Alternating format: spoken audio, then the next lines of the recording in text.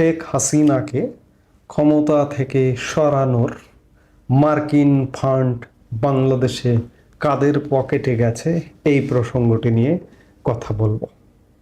আমি এই প্রসঙ্গটি নিয়ে গতকালকে একটি ভিডিওতে কথা বলেছি। সেখানে বলেছি যে বুধবার রাতে মার্কিন প্রেসিডেন্ট ডোনাল্ড ট্রাম্প সৌদি আরব আয়োজিত মার্কিন যুক্তরাষ্ট্রের মায়ামিতে একটি সম্মেলন FII প্রায়োরিটি সম্মেলনে যোগ দিয়েছিলেন ট্রাম্প। সেখানে তিনি সন্দেহ প্রকাশ করে বিভিন্ন দেশে USAIDর যে অর্থায়ন করা হয়েছিল, সন্দেহজনক অর্থায়ন, সেই অর্থায়নগুলোর তালিকা ধরে ধরে নাম ধরে ধরে বলেছেন এবং বাংলাদেশের নাম সুস্পষ্টভাবে উচ্চারণ করেছেন। আমি গতকালকে ডোনাল্ড ট্রাম্পের বক্তব্যের ক্লিপও আপনাদেরকে শুনিয়েছি। এখন প্রশ্ন হচ্ছে যে এই কথাটি বলবার পরে যে বাংলাদেশে একটা ফান্ড এসছে $29 মিলিয়ন, সেই ফান্ডটি অনেকে প্রশ্ন করেছেন বা অনেকের মনে জিজ্ঞাসা যে এই ফান্ডটি কোথায় গেছে, আসলে এই ফান্ডটি কোথায় গেছে এটিও জানা দরকার, এটিও পরিষ্কার হওয়া দরকার। দেখুন, এই যে জাল জালিয়াতি শুধু বাংলাদেশে নয়, সারা পৃথিবীতে জাল জালিয়াতি আছে। যেমন আপনারা জানেন যে বাংলাদেশে ব্যাংক লোন, অনেক সময় অনেক লোন গ্রহীতার ঠিকানা খুঁজে পাওয়া যায় না, অথচ কয়েকশো কোটি টাকা তার নামে লোন হয়ে গেছে। ঠিক তেমনি মার্কিন যুক্তরাষ্ট্রেও যুক্তরাষ্ট্রের প্রতিষ্ঠানের সাথেও এই জাল জালিয়াতির ব্যাপার আছে। এই যে দেখুন, ভারতে ফান্ডিং করেছে তারা কিসের উপরে? ভারতে ফান্ডিং করেছে ভোটারদের উৎসাহ দিতে, $21 মিলিয়ন খরচ করেছে।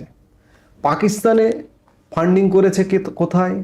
বিভিন্ন সেক্টরে ফান্ডিংয়ের মধ্যে একটি খুব আমার খটকার বিষয় লাগলো যে স্কুল প্রতিষ্ঠার জন্য ফান্ডিং, কিন্তু স্কুলের কোনো অস্তিত্ব খুঁজে পাওয়া যায়নি। ঠিক বাংলাদেশে ফান্ডিং করেছে কিভাবে দেখুন, বাংলাদেশে ফান্ডিংটির শিরোনাম হচ্ছে স্ট্রেংথনিং পলিটিক্যাল ল্যান্ডস্কেপ ইন বাংলাদেশ, অর্থাৎ বাংলাদেশের রাজনৈতিক ল্যান্ডস্কেপকে শক্তিশালীকরণ। আপনি বাংলাদেশের একজন সাধারণ জনগণ, বাংলাদেশের রাজনৈতিক ল্যান্ডস্কেপের শক্তিশালীকরণের প্রজেক্ট কোনো জায়গায় বাংলাদেশের টেকনাফ থেকে তেঁতুলিয়ার মানুষ আপনি আবার বক্তব্য নিশ্চয়ই শুনছেন। আপনি বলুন তো যে আপনার এলাকায় এই ধরনের কোনো প্রজেক্টের অস্তিত্ব আপনি খুঁজে পেয়েছেন? পাননি। এখন প্রশ্ন হচ্ছে যে এই ধরনের নাম দিয়ে এই প্রজেক্টের অর্থ কোথায় গেল, সেটাই পরিষ্কার করছি। এই প্রজেক্টের এই যে USAID কাজ করে ম্যাক্সিমাম NGO সেক্টরের সঙ্গে। আপনি বিখ্যাত NGOগুলোর কথা জানেন, বাংলাদেশের গ্রামীণ ব্যাংক, যার প্রতিষ্ঠাতাই ডক্টর মোহাম্মদ ইউনুস, ব্র্যাক, এছাড়া উপদেষ্টা পরিষদে আরও কয়েকজন সদস্য আছেন, রিজওয়ানা হাসানের বেলা, কিংবা আদিলুর রহমানের অধিকার, কিংবা ফরিদা পারভিনের অবিনিক, সাবেক NGO ফারহাদ মাঝারের, এই ধরনের নানা রকম NGO বাংলাদেশে কাজ করে। এবং এই যে দাতা সংস্থাগুলো, এই দাতা সংস্থাগুলোর কাছ থেকে NGO অর্থ পায়। এই অর্থ পেয়ে বিভিন্ন নামে বিভিন্ন প্রজেক্ট, এই NGOগুলোর প্রধান ব্যবসার মূল খাতি হচ্ছে দাতা সংস্থা থেকে কিভাবে অর্থ নিয়ে এসে বাংলাদেশে প্রজেক্ট দেখিয়ে, ধরুন প্রজেক্ট দেখাচ্ছেন 10টা, কিন্তু আপনি আনছেন 100টি প্রজেক্টের টাকা। এইভাবেই বাংলাদেশে অর্থায়ন হয়। এখন যদি আমি সরাসরি বলি এই প্রজেক্টের টাকা কারা পেয়েছে, আপনারা বুঝে নিন যে আমি সরাসরি কারণ নাম উচ্চারণ করতে চাই না। আমরা এই সরকারটির শুরু থেকেই শুনে আসছি যে NGO সরকার। এই NGO সরকারে কারা আছেন আপনারা বুঝুন।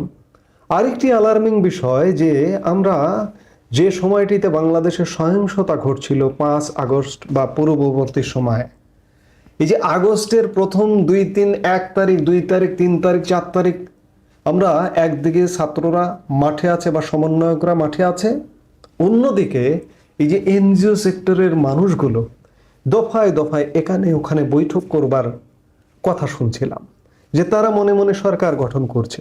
আমরা শুনছিলাম কিন্তু আমরা ভাবছিলাম যে শেখ হাসিনা এগুলো সব কিছু দমন করে ফেলবেন, কন্ট্রোল করে ফেলবেন।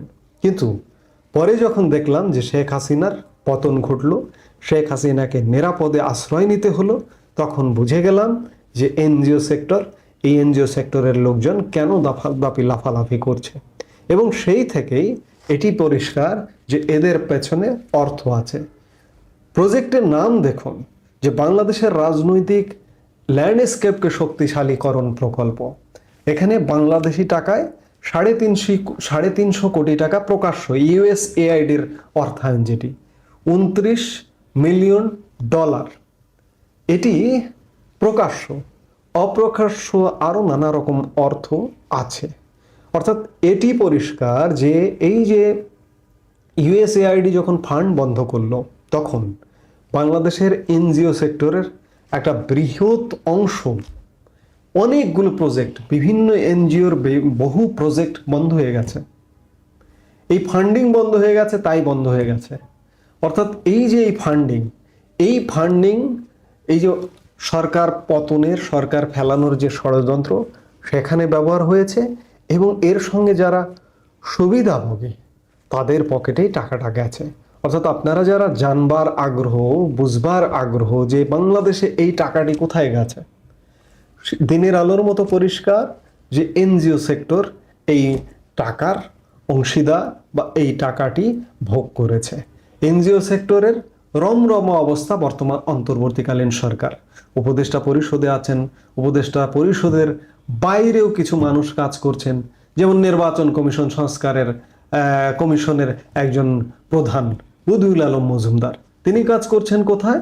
নির্বাচন কমিশন সংস্কারে। তার কি আছে? হাঙ্গার প্রজেক্ট, সুশাসনের জন্য নাগরিক, এইসব এনজিও তার আছে। অর্থাৎ আমি বলছি না যে অমুক অমুক টাকা নিয়েছে, কে কে টাকা নিয়েছে, কার পকেটে টাকা গেছে, এটি তদন্তের ব্যাপার। এটি ভবিষ্যতে নিশ্চয়ই একদিন তদন্ত হবে, যেহেতু বিষয়টি সামনে এসছে।